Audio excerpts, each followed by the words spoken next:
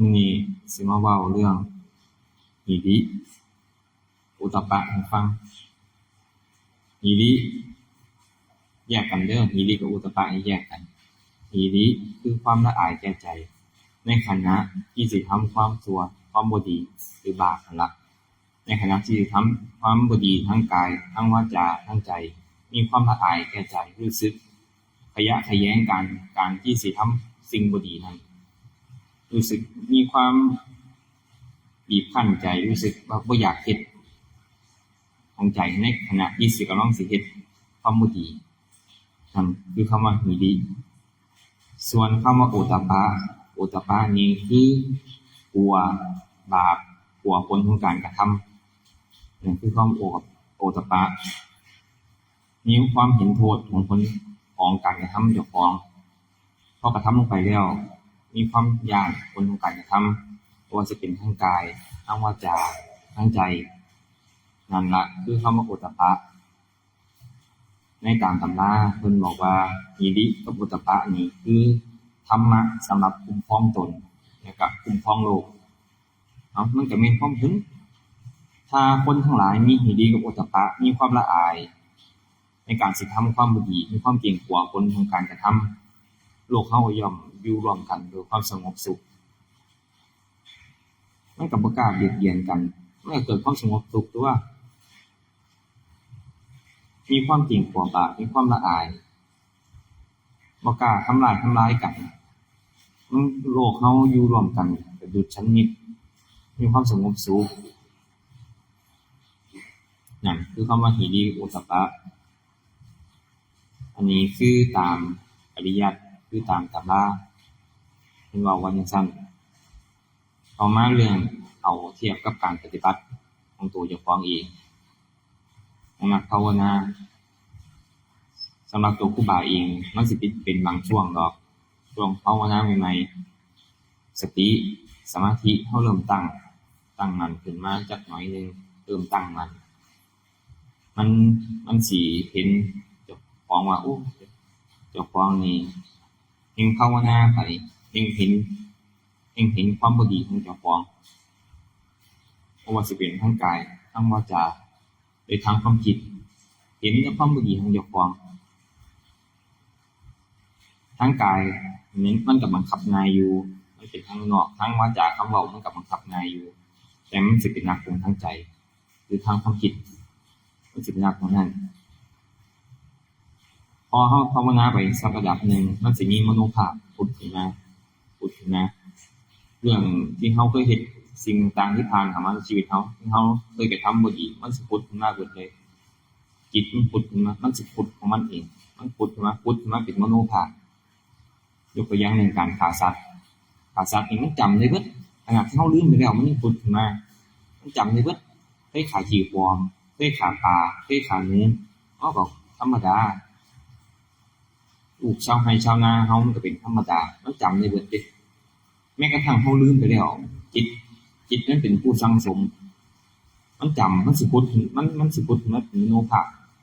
แต่ว่าของครูบามันสิบ่รู้ว่าผู้อื่นสิเป็นครูบาบ่เด้อมันสิ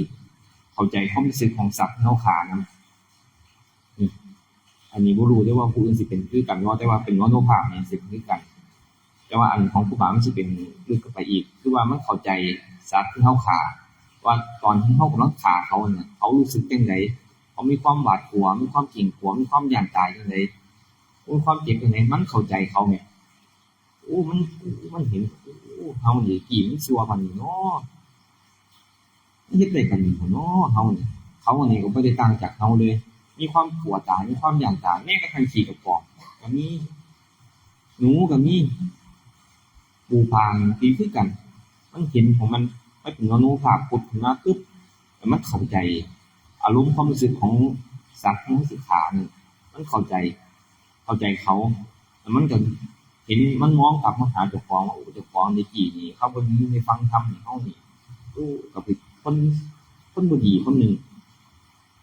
คนชั่วคนหนึ่งคือกันถ้าเฮาบ่ได้ยินได้ฟังธรรมมาฝึกมาปฏิบัตินี่มันเป็นความบ่ดีเจ้าของนี่คือมันเห็นจังซั่น ต่อมาเรื่องการบังคับกายบังคับวาจาบังคับคำเว้ามันก็บ่บังคับได้อยู่แต่ความคิดมันยากในการใช้ชีวิตประจำวันเราผู้ใดที่เป็นในช่วงสภาวะนี้อยู่มันเป็นช่วงนี้อยู่มันสิมักมีความคิดตำหนิผู้อื่นตำหนิไปเบิดเขาจะหยิบจับนั่นกิริยาท่าทางตำหนิไปเบิดมีแต่ขอจอบสิจับผิดเขาอันนี้คือมันเห็นความคิดอยู่แต่ว่ามันยังบ่ทันความคิดมันเห็นความคิดแต่ในสิ่งคิดในเรื่องบ่ดีคิดในแต่สิ่งที่บ่ดีมันเห็นได้เบิดเลยมันเห็นความคิดเจ้าของแต่ว่ามันยังบ่ทันสติมันยังบ่ทันความคิดมันเห็นอยู่แต่บ่รู้ว่าสิจัดการกับมันจั่งใดมันมีความบ่พอใจในความคิดบ่ดีนั่นมันบ่พอใจมันคิดบ่ดีอ้าวมันคิดอีกแล้วมันสิไปเฮ็ดหยังจังซี่มันมีความบ่พอใจในความคิดบ่ดีมันเห็นความคิดเด้ตอนแรกต้องเห็นความคิดก่อนพอมันเห็นแล้วมันบ่พอใจในความบ่ดีในความคิดของเจ้าของว่ามันคิดบ่ดีจังซี่นี่คือว่ามันเริ่มมีที่ดีกับโอตตะแล้วมันเริ่มสิเห็นความคิดบ่ดีเจ้าของแล้วเฮาสิจัดการสิเฮ็ดจั่งใดขั้นตอนแรกให้เฮากลับมาถามที่ตั้งของการกระทำเฮาบางคนก็สิเป็นลมหายใจบางคนก็สิเป็นอารมณ์ให้กลับมีสติอยู่ในฐานเฮาบางคนก็สิเป็นรู้สึกอิ่มๆกลางหน้าอกให้กลับเข้ามาถามเฮาผู้ใดชำนาญอันใดให้เอาอันนั้นผู้ใดเฮ็ดอันไหนเกิดได้เร็วให้เอาอันนั้นเลือกเอาเบิ่งเจ้าของเอาให้กลับเข้ามาถามเจ้าของพอสติมันมีกำลังแล้วเฮาสิเข้าใจอันนี้เป็นทำความละเอียดให้กับเจ้าของเด้ออันนี้เว้าตามประสบการณ์ครูบามันสิเข้าใจเฮาต้องยอมรับความเป็นจริงก่อนโอ้มันคิดบ่ดีเนาะบ่ต้องไปฝืนมันพอมันมีสติแล้วมันสิเห็นความคิดละเอียดเข้ามันสิเห็นทุกการกระทำของความคิดเจ้าของมันสิเห็นนี่แต่ว่ายังบ่ทันได้เห็นแต่ว่ายังเป็นอารมณ์เพราะว่าพอมันคิดดีเฮาก็พอใจมีความสุขพอมันคิดบ่ดีเฮาก็บ่พอใจให้มันเห็นคือมันเห็นความคิดมันมีความทุกข์พอมันเห็นแล้วก็ยอมรับมันคิดดีก็เห็นว่ามันดีบ่ต้องอย่าไปปฏิเสธความจริงที่มันเกิดขึ้นกับเจ้าของณขณะนั้นถ้าปฏิเสธมันปุ๊บทุกข์ทันทีถ้าพอใจปุ๊บก็มีความพอใจแล้วมันเป็นทุกข์พอใจหลายปานใดก็ทุกข์หลายปานนั้นมันเนื่องกันอยู่ให้ยอมรับความจริงแค่เห็นมันซื่อๆเห็นมันเกิดขึ้นยอมรับมันอย่าไปปฏิเสธสภาวะนั้นยอมรับมันทำความเข้าใจมันแต่สุดท้ายเฮาก็สิอยู่กับมันเป็นโอ้กว่าสิเข้ากว่าสิอยู่กับความคิดได้ก็สิเข้าใจว่าความคิดอันใดมีเจตนาบ่เจตนานี่ปล่อยให้มันคิดโดยเฮามีความรู้สึกอยู่ในกายอย่างเดียวนี่มันพอแรงอยู่ของครูบานี่ทุกข์กับความคิดนี่หลายมักเป็นคนมักสิไปฝืนความจริงคือว่าบ่อยากให้มันคิดบ่ดีตอนมันเป็นสภาวะช่วงนั้นมักสิไปฝืนมันบ่เข้าใจมันตามความเป็นจริงบ่ทำความเข้าใจมันตามความเป็นจริงสุดท้ายแต่ว่าพอเห็นนั่นล่ะมันก็เลยเฮ็ดให้เฮาเข้าใจว่าโอ้ความคิดนี่มันบ่มีเจตนาความคิดนี่มีเจตนามันสามารถแยกได้มันสามารถเข้าใจได้ในการใช้ชีวิตประจำวันนี่ล่ะตอนมันอยู่ผู้เดียวมันก็บ่ปานใดดอกแต่ตอนมันใช้ชีวิตวันประจำวันอยู่กับหมู่นี่ผู้ใดเป็นชาวะเป็นช่วงของสภาวะนี้อยู่นี่โอ้ทรมานในเรื่องทั้งความคิดทรมานนี่ถึงนั้นเราต้องยอมรับมันตอนแรกต้องยอมรับมันเรื่องผู้ที่เห็นมันแล้วยอมรับมันยอมรับตามความเป็นจริงทำความเข้าใจมันสุดท้ายก็สิอยู่กับมันให้เป็นมันสิเห็นละเอียดเข้าดอกมันสิแยกได้ดอกว่าโอ้อันนี้ความคิดมันไหลไปปล่อยมันไหลไปเฮาบ่ได้มีเจตนาความคิดนี่มีเจตนาดึงกลับมาเข้าฐานเพราะว่าถ้าความสงบเฮามันเริ่มหน่อยมันเริ่มฟุ้งซ่านไปกับความคิดดึงกลับมาเข้าฐานเลยอย่าปล่อยให้มันไหลดึงกลับมาเข้าฐานอันนี้สำหรับนักภาวนานี่ล่ะฮีริกับโอตตัปปะอันนี้เทียบให้ฟัง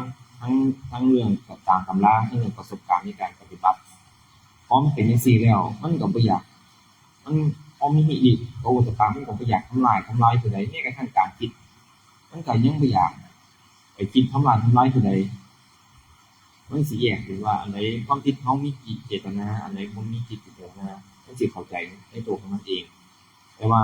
เน้นย้ำกับทุกคนว่ามันยังเกิดสภาวะอิหยังก็แล้วแต่อย่าไป อย่าไป